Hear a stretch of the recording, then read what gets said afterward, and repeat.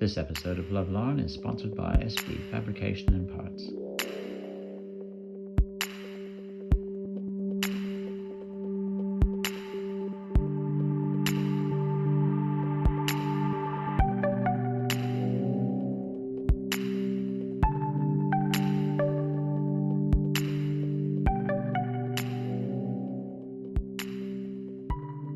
So with the engine on and our clutch tightened up, the last thing we need to have a look at in this section is this adjustment screw for the clutch engagement. So if I engage or disengage the clutch, we can see that the clutch is spinning freely around the clutch cone and it's not interacting with the clutch cone, the shaft, the chains, the cutter.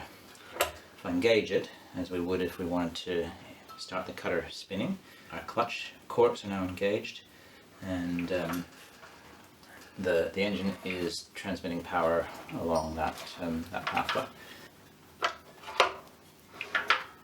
That engagement should be the clutch spring pressing the conical shape of the clutch into the corks and away from the engine. So when we're engaged like this, the clutch lever is applying pressure inwards to the clutch and we're disengaged.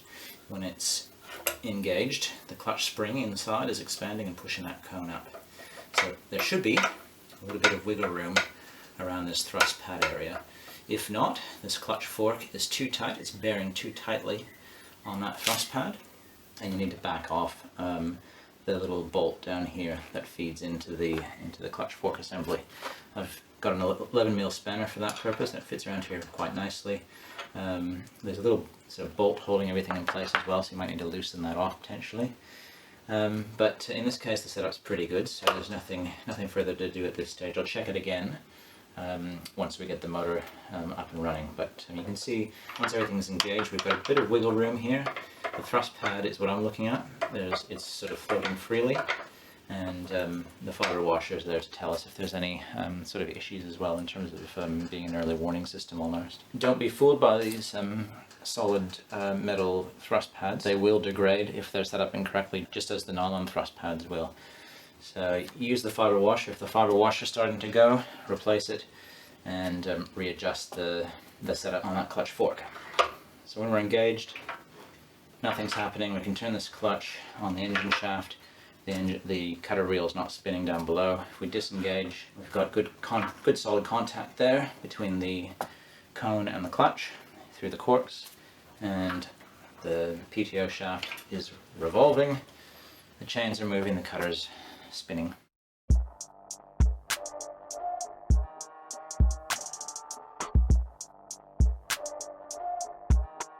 In use, there's a little hole up the top for a drop or two of oil to keep that thrust pad lubricated.